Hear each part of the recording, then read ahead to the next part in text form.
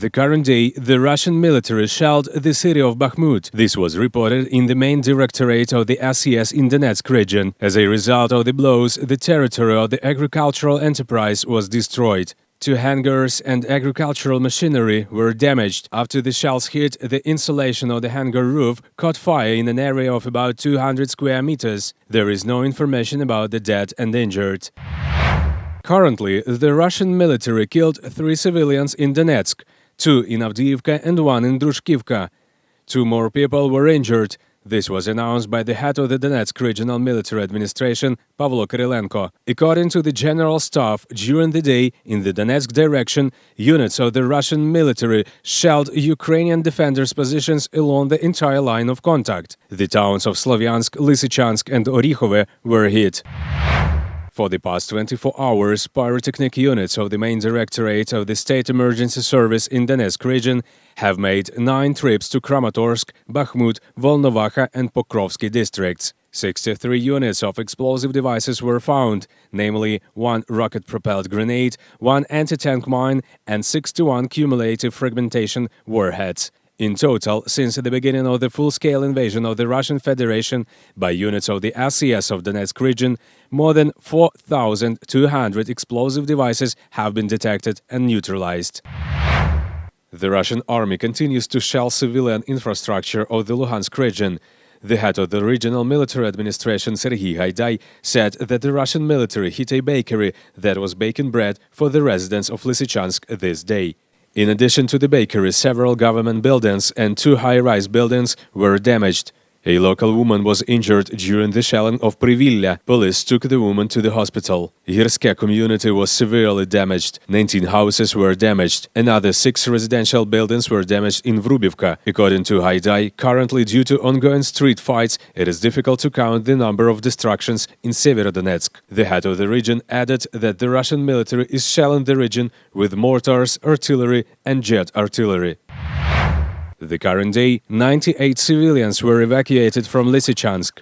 This was announced by the head of the Luhansk Regional Military Administration, Serhiy Haidai. In particular, they managed to save people who were hiding in the volunteer center. My house burned down. Everything burned down. There is simply no patience anymore. That's all. The evacuation was provided by police, representatives of the State Emergency Service, the military and volunteers.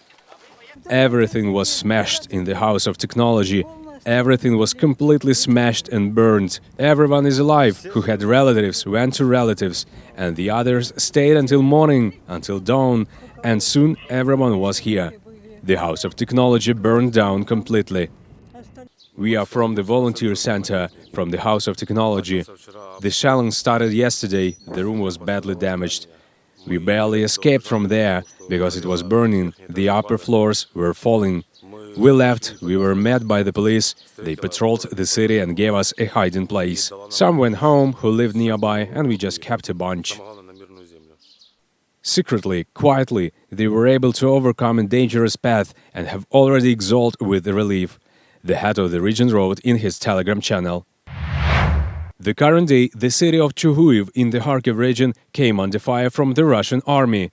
There is destruction in one of the micro-districts of the city. 1 person was killed and another local was injured. This was reported in the Chuhuiv City Council. At that time, the enemy also fired on the Zolochiv and Derhachiv communities.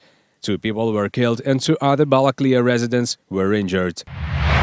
Zaporizhia farmers continue to work to avoid the food crisis. At one of the agricultural enterprises located in the Zaporizhia district, herbicide treatment is being completed. Artur, a machine operator with 10 years of experience, says that the schedule of work in the fields has changed since the beginning of the war in Ukraine. We used to work all night, but now, because of the war, we work from 4 a.m. to noon. Such changes were introduced in order not to endanger workers and follow the rules of light masking at night, said the company's chief agronomist Serhiy Kostenko. According to him, the company is provided with fuel in advance and predicts a good harvest this year as well.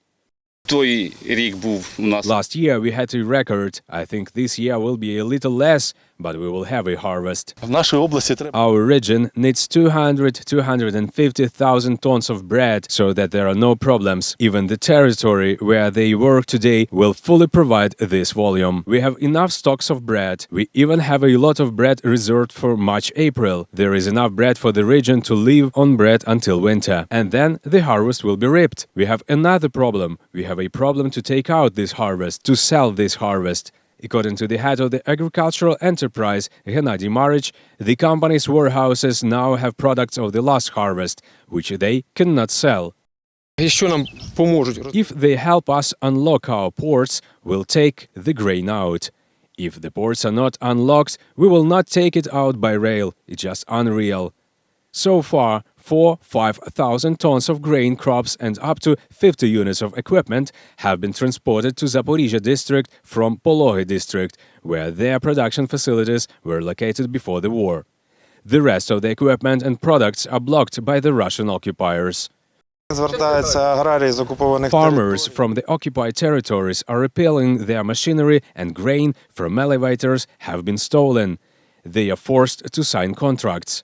At the moment, I have received calls from farmers in Melitopol, where they have a lot of grain in the elevator. They say, we were given 4 days. If we do not take out this grain, they will consider it nobody's, and they take it away.